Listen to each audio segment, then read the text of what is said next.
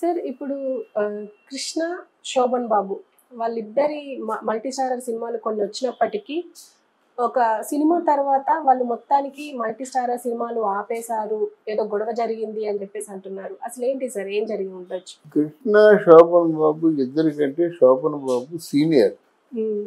అప్పటికి సీతారామ కళ్యాణం అట్లాంటి సినిమాల్లో యాక్ట్ చేశారు, చిన్న చిన్న వేశారు.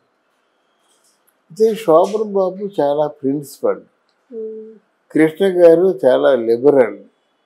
శోభన్ బాబు ఎవరు వచ్చినప్పుడు కూడా ఒక మహాసముద్రం పక్కనే ఉన్న ఉప్పుటేరుని కలుపుకోవడానికి 6 మాసాలు ఎదురు చూస్తుంది, అప్పుడే కలుపుకుంటుంది. అలాగా శోభన్ బాబు ఎంత ప్లెజెంట్గా ఉంటాడో, ఎంత సమ్మోహనంగా ఉంటాడో, అంత లోతైన గుండె, ఎవరిని దగ్గర చేర్చడు.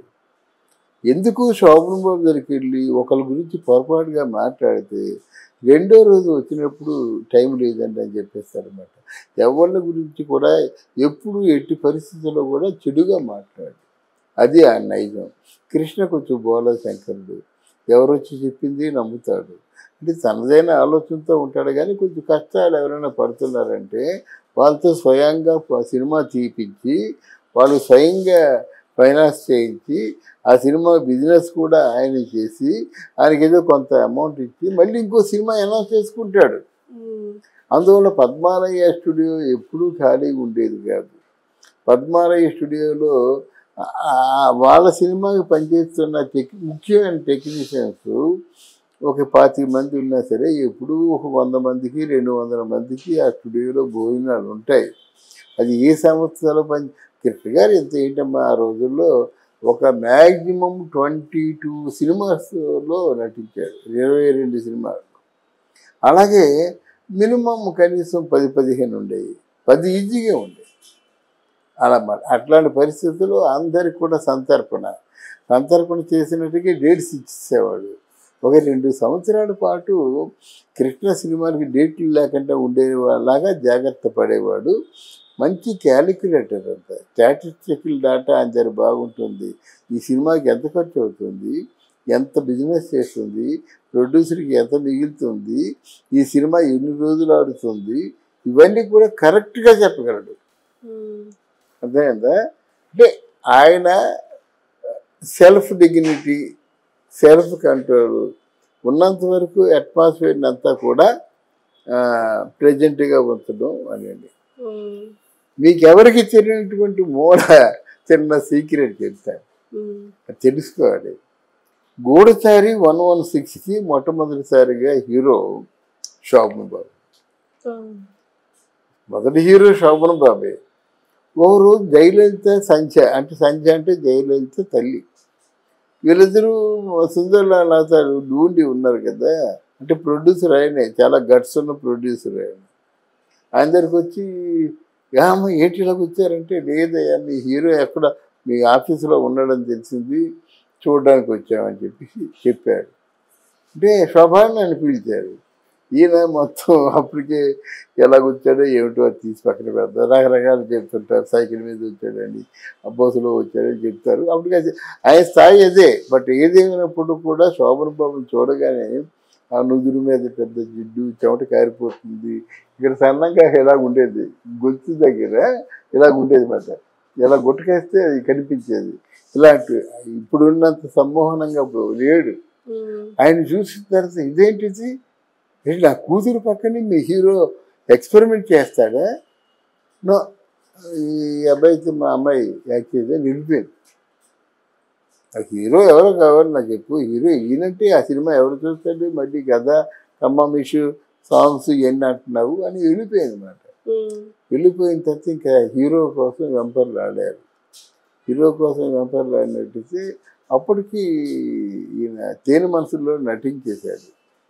నటించేసిన తర్వాత, అంటే ఫస్ట్ సినిమా తేనె మనసులే కదా, బ్లాక్ బస్టర్ మూవీ ఒకటి కావాలి. దానికోసం ఆదుర్ సుబ్బారావు కూడా, అంటే పెద్ద డైరెక్టర్, ఆయన కూడా ఒకసారి బంగారం అంటాడు, అబ్బాయి ముట్టుకుంటే అసలు మాసిపోయినట్టు ఉంటాడు, ఒకసారి చూడని పంపించారు. ఆఫీస్ పంపిస్తే చూసే జిగ్గుమంటున్నాడు. ఎన్టీ రామారావు గారు ఎంత కలర్ ఉందో అంత కలర్ ఉన్నాడు. రోజా కలర్ రంగు ఫుల్గా హెయిర్ ఉండేది అప్పుడు. హెయిరు, ఉంగరాల తెర, రోజా కలర్ రంగు ఇదంతా చూసి పడిపోయాడు అన్నమాట. చాలా బాగున్నాడు అని చెప్పేసి, సరే నువ్వు నటిస్తావంటే చేస్తానండి. అయితే ఆయనకి నిజంగా చెప్పాలంటే అప్పటికి నటనలో అంత ఫ్లెక్సిబిలిటీ లేదు. నటిస్తాడు కానీ ఏజ్ లేదు. అప్పుడు మల్లికార్జునరావు డైరెక్టర్, పాత డైరెక్టర్, అంటే లక్ష్మీరాజ్యం తాలూకు కొడుకు మాట మల్లికార్జున. రాజలక్ష్మి ప్రొడక్షన్స్లో లక్ష్మీరాజ్యం తాలూకు కొడుకు మల్లికార్జున, ఆయన డైరెక్టర్. సంజయ్కి చూపించారు. బెస్ట్ హీరో, నీ సినిమా సూపర్ హిట్ అని చెప్పేసి జోస్యం చెప్పింది. అలాగా జోస్యం చెప్పినట్టయితే ఇంకేం సినిమా యాక్ట్ చేశారు. అప్పుడు ఈయన హీరోగా కన్ఫర్మ్ చేసిన తర్వాత కృష్ణ వచ్చి ఎప్పుడు హీరో అయ్యాడో అప్పటికంటే ఆయనకి లోపల ఉంటుంది కదా. అయితే గూడచారిలో చిన్న వేషం, 5 నిమిషాల వేషం వేశాడు. ఆయన హీరో వేషం వేశాడు. ఆ హీరో వేషం ఏమైంది, ఇండస్ట్రీ అంతా ప్రాగిపోయింది. ఎవరో కొత్త కుర్రాడట, అద్భుతంగా చేశారట, గూడచారట, బ్రహ్మాండంగా నటించారట అనేది ప్రాగిపోయింది. ఇక్కడ సినిమా బ్లాక్ బస్టర్ హిట్. ఇది అప్పటి నుంచి వారి మధ్య కొంచెం ఆయన శోభన్ బాబు అంట మొట్టమొదటి అవకాశం పోయింది కదా, పెద్ద క్యారెక్టర్ అవి ఉంటాయి ఆటోమేటిక్గా. అయితే కృష్ణ గారు చేసిన సినిమాల్లో ఎక్కువ చేసేవాడు కాదు. మల్టీ స్టారర్ చేద్దామన్న ఆలోచనే లేదు. అయితే ఇక్కడ రామానాయుడికి ఇద్దరు ఇష్టడే, కృష్ణ గారు ఇష్టడే, శోభన్ బాబు మరీ ఇష్టడు. రామానాయుడు పిక్చర్లో సోగ్గాడి నుంచి వరుసగా సినిమా చేస్తున్నాడు. వీళ్ళిద్దరిని పెట్టి చేస్తే ఎలాగుంటుందనే ఆలోచన రామానాయుడికి వచ్చింది. అప్పుడు ఏం చేశాడు, ముందడుగు అనే సినిమాలో వీళ్ళిద్దరిని పెట్టి చేశారన్నమాట. అప్పుడు కొన్ని వచ్చాయన్నమాట. ఏంటంటే శోభను పట్టింపు ఎక్కువ మాట. ఆయన మంచి సీన్స్ ఉన్నాయి, నాకు అంత మంచి సీన్స్ లేవు, ఆయనకి యాక్షన్ పార్ట్ ఉంది, నాకు యాక్షన్ పార్ట్ లేదు అనేది అప్పుడే జరిగింది. ఎన్ని జరిగినప్పుడు కూడా ఆ సినిమా సూపర్ హిట్ అయ్యేసరికి ఇవన్నీ మర్చిపోయారు అన్నమాట. అయిందా, ఇక్కడ తిరుపతి రెడ్డి గారని ఆయన నెల్లూరు ప్రొడ్యూసరు, ఆయన కృష్ణ గారితో సినిమా చేద్దామని వచ్చాడు. ఏ కథ వినిపించారు, పరుశూరు బ్రదర్స్ రాసిన ఖైదీ వినిపించారు. ఆయన ఏ అడవులు గిడవులు ఎంత, నాకు ఇప్పుడు చేసే టైం లేదు బాబు, ఎవరితో చేసుకో అన్నారు. చేసుకోమంటే అప్పుడు అది చిరంజీవి గారితో చేసే అవకాశం వచ్చింది. అది సూపర్ హిట్ అయిపోయింది. తర్వాత కృష్ణ గారు డేట్స్ ఇవ్వలేదు. ఇవ్వకపోతే ఆయన ఏం చేశాడు, ఇక్కడ ఖైదీకి కొత్త కుర్రాడు, డైనమిక్గా ఉన్నాడు, యంగ్గా ఉన్నాడు. అంటే చిరంజీవి, పవన్ కళ్యాణ్ కళ్ళు ఎలా ఉంటాయి తెలిసిన, కళ్ళకు కాటుకు రాసినట్టుగా ఉంటాయి. కనుముక్కు తీరే అలాగుంటుంది, చాలా అందంగా ఉంటుంది. కనుబొమ్మలు ఇవన్నీ బాగుంటాయి. చూసి పడిపోయాడు అన్నమాట. పడిపోయి మహాసంగ్రామం అనే సినిమాని చేశాడు. ఎవరు చేశారు, చిరంజీవి గారు చేశారు. మహాసంగ్రామం అనే సినిమా ఘోరమైన ఫ్లాప్ అయింది. ఇక్కడ ఏం చెప్పారంటే శోభన్ బాబుకి ఆయనకి తర్వాత ఏదో సినిమాలో నటించారు, మాకు గుర్తుకు రావటం లేదు. కానీ శోభన్ బాబుకి మాత్రం ఎప్పుడు కూడా కొంచెం దూరంగా ఉంచాలన్న తపన అయింది. ఈయన నీ కంట్రోల్లో నువ్వు, అంటే ఈయన నువ్వు ఎంత దూరంగా ఉన్నా సరే సంవత్సరానికి 15 సినిమాలు చేస్తాననే ఆలోచన ఏంది. ఇప్పుడు ఆయన కాంటెంపరీ పర్సన్ ఎవరంటే శోభన్ బాబే కదా. శోభన్ బాబుకి కూడా కాంటెంపరీ ఎవరంటే కృష్ణే కదా. అందువల్ల ఎప్పుడు కూడా ఒక విషయం చెప్తారు, నాకు శోభన్ బాబు అంటే చాలా అభిమానం, చాలా సన్నిహితంగా ఉండేవారు. నువ్వు బిలీవ్ ఇట్, నేనే అంటే శోభన్ బాబు చనిపోయిన తర్వాత ఏదో సినిమాలో కృష్ణ గారు బిజీగా ఉన్నారు. మా ఆంధ్రప్రభ వాడు ఏంటంటే ఆ సినిమా ఎలాగుందో ఒకసారి విజయ నిర్మల గారిని కృష్ణ గారిని అడిగి రండి అని చెప్పారు. నాకు అసలు ఆయన పక్క ఫ్లోర్లో ఉంటే వెళ్ళిపోయేవాడిని, చూసేవాడిని కాదు. ఆయన ఇంటర్వ్యూ వెళ్ళాలంటే పారిపోయేవాడిని అన్నమాట.